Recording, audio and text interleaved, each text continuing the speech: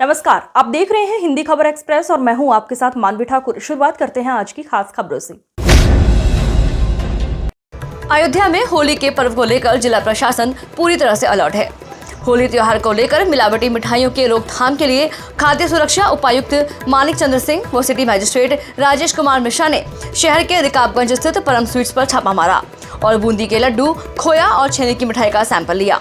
तो वहीं दूसरी ओर कैंट थाना के तारापुर रजौली में स्थित थोक व्यवसायी नेहा ट्रेडर्स पर खाद्य विभाग ने कार्रवाई की। रायता, बूंदी व लड्डू बूंदी का नमूना लिया। खाद्य विभाग में लगभग 72 किलो बूंदी को सीज किया गया है। वहीं ग्रामीण क्षेत्रों में बीकापुर के वैष्णवी डेयरी पर भी खाद्य विभाग ने मारा छापा और लिए गए 4 नमूने खोया, 2 नमूने पनीर के, 1 नमूना दही का लिया गया। गौरतलब है कि होली पर्व में 7 टीमें चेकिंग के लिए बनाई गई हैं। जैसा जानते हैं कि त्योहारों के अवसर पर मिठाई इत्यादि की खपत बढ़ जाती है, तो ऐसे में कुछ न कुछ आशंका रहते हैं कहीं खाद्य पदार्थों में कहीं मिलावट हो सकती है। उसी के परिप्रेक्ष्य में हम लोग आज ये परम स्वीट्स में आए थे। यहाँ पे हम लोग नमूने एकत्र कर रहे हैं। यहाँ पे 3 टाइप के नमूने भरे गए हैं। इसमें छेना है, खोया है और बूंदी के लड्डू हैं। अब नमूना जब जाँच में जाएगा, सैंपल होने के बाद में तदनुसार से आगे की कार्रवाई सुनिश्चित की जाएगी। क्या कार्रवाई सर होती है जब यदि इसमें 2 प्रकार की कार्रवाई होती है, लेकिन अब आपको स्पेशल उसमें पूरा क्या प्रावधान है, क्या नियम है, तो हमारे फूड वाले जो ऑफिसर हैं वो बताएंगे। इसे 2 टाइप का होता है केस। एक तो जो ऐसे पदार्थ मिले होते हैं जो कि शरीर के लिए हानिकारक होते हैं, एक तो वो होता है। एक ऐसे पदार्थ होते हैं जो शरीर के हानिकारक नहीं है, लेकिन जैसे दूध में पानी मिला हुआ है उतना हानिकारक। तो इस टाइप का 2 टाइप का होता है। एक में टाइप में जुर्माने की कार्रवाई होती है, एक में प्रथम सूचना रिपोर्ट होती है, उसमें क्रिमिनल केस चलता है। क्या सर खोया मंडी? नहीं, खोया मंडी की तरफ मैं गया था, लेकिन वहाँ खोया अवेलेबल भी नहीं था, तो इसलिए मैंने फिर यहाँ कर किया। 18 से 24 तक जो है आयुक्त महोदया के आदेश के क्रम में जिलाधिकारी महोदय द्वारा टीम का जो है गठन किया गया है। 7 टीमें बनाई गई हैं। हर टीमें जो है एक दिन कार्रवाई करती है और एक टीम हमारे साथ चलती है जो पूरे जो है जनपद में कार्रवाई की रही। उसी के क्रम में कल हमारे द्वारा जो है 4 प्रतिष्ठानों का जो है निरीक्षण किया गया था, जिसमें एक रमेश जो है किराने का था जो है, वहाँ पर हम लोग जो सैंपल कलेक्ट किए थे वो आपके पनीर के कलेक्ट किए थे और 1 नमूने लिए गए थे खोए की। उसी के तत्क्रम में दूसरी जगह हम लोगों ने जो कार्रवाई किया था वह आपके नेहा ट्रेडर्स के यहाँ का था। वहाँ पर हम लोगों ने बूंदी के नमूने लिए और इसके बाद वहाँ पर जो है बेसन के नमूने लिए गए और उसी के क्रम में 72 केजी जो है बेसन वहाँ सीज भी किया गया है।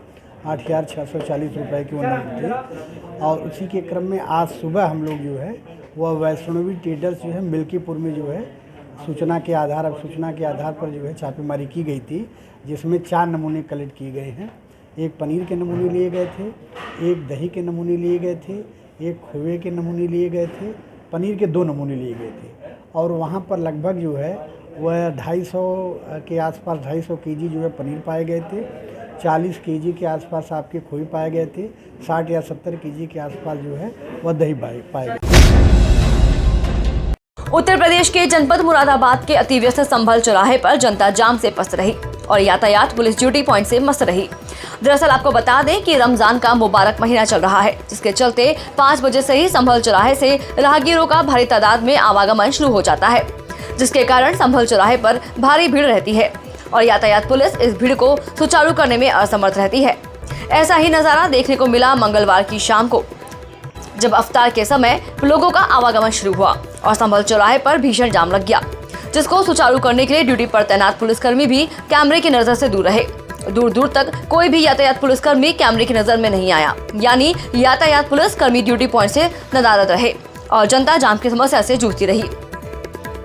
कहने को भारी वाहनों के लिए संभल चौराहे पर मिगलानी सिनेमा से सत्यम सिनेमा तक फ्लाईओवर बनाया गया है, जिससे कि संभल चौराहे पर लगने वाली जाम की समस्या से जनता को छुटकारा दिलाया जाए। उसके बाद भी भारी वाहनों का आवागमन संभल चौराहे से ही होता है, जिसके कारण चौराहे पर जाम की समस्या बनी रहती है और यातायात पुलिसकर्मी इस बात को नजरअंदाज करती रहती है।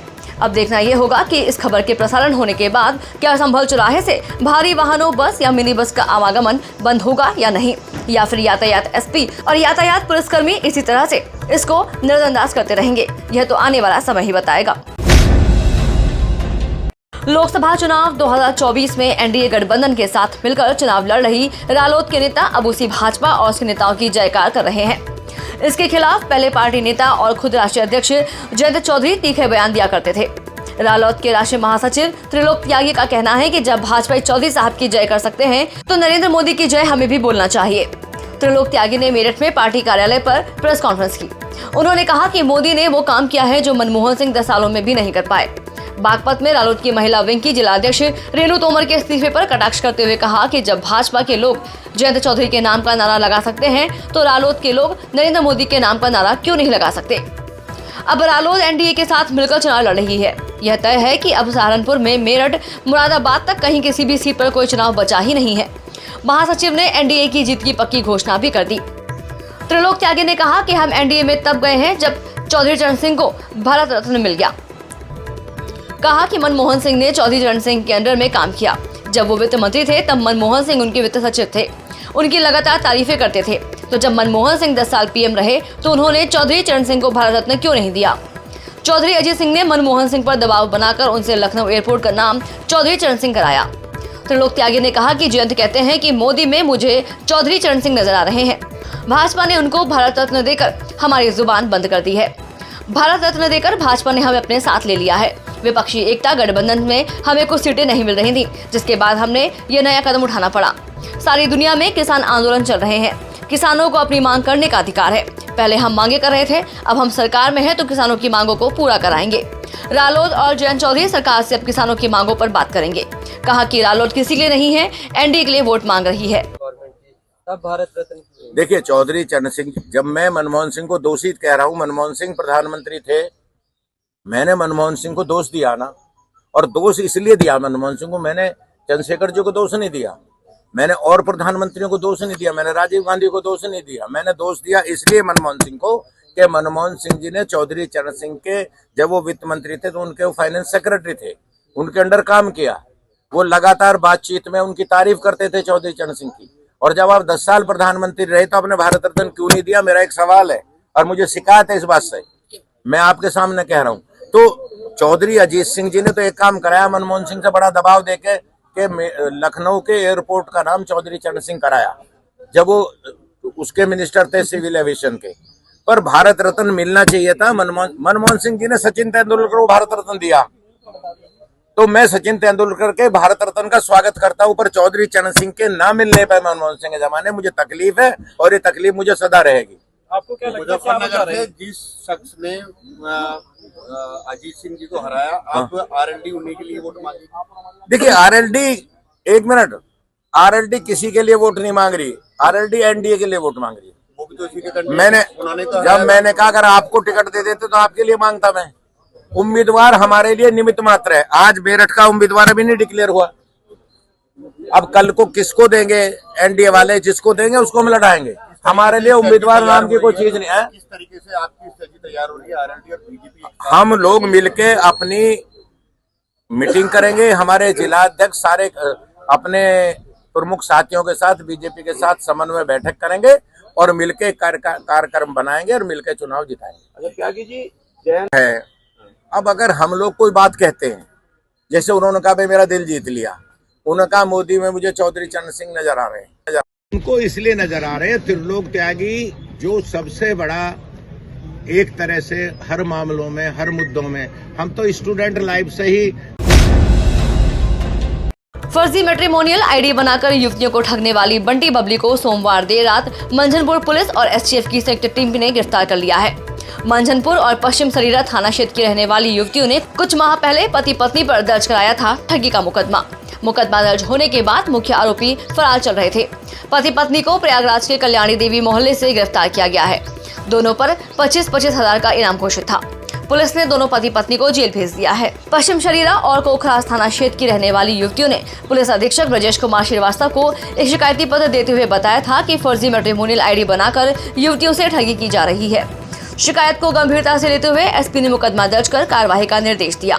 पुलिस ने मुकदमा दर्ज कर जांच शुरू की तो चौंकाने वाला खुलासा हुआ। अश्विनी कुमार वैश्य और उसकी पत्नी रीतू वैश्य फर्जीसाड़ी.com साइट बनाकर युवक और युवतियों के साथ ठगी की जा रही थी। पुलिस ने जीतू यादव और अमित कुमार गुप्ता को गिरफ्तार कर जेल भेज दिया था। जीतू खुद को जज का बेटा बताता था तो अमित फैक्ट्री का मालिक बताकर ठगी में शामिल था, लेकिन मुख्य आरोपी पुलिस की पकड़ से दूर थे। पुलिस ने फरार पति पत्नी पर 25-25 हजार का इनाम भी घोषित कर दिया था। पुलिस इनकी सरगर्मी से तलाश कर रही थी। सर मैट्रिमोनियल साइट बना के ठगी करते दंपति, क्या है मामला? देखिए, ये एक प्रकरण है जिसमें एक पति पत्नी फर्जी आईडी पर विभिन्न मैट्रिमोनियल जो साइट्स हैं, जीवनसाथी.com, शादी.com, इस पर ये फेक आईडी से क्रिएट करते थे अकाउंट, और उसमें वो एक खास बिरादरी के लोगों को, जो इसका मुख्य साजिश करता है अश्विनी कुमार वैश्य, तो एक खास बिरादरी के लोगों को ही टारगेट करता था। उन्हीं की जो लड़कियां रहती थी उनको शादी के लिए इन्वाइट करता था, और फिर अपने जाल में फंसा करके उनसे पैसे का भी कुछ पैसे अपने अकाउंट में ले लेता था। इस संबंध में 2 जगह हमारे यहाँ कौशाम्बी में घटना हुई थी, एक पश्चिम सरीरा में, एक मंझनपुर में। हमने दोनों जगह अभियोग पंजीकृत कराया था। इस गैंग के जो 2 सदस्य हैं, इनको पूर्व में यहाँ की साइबर थाने ने कौशाम्बी की पकड़ करके जेल भेजा है। जो मास्टरमाइंड पति थे वो फिलहाल फरार थे।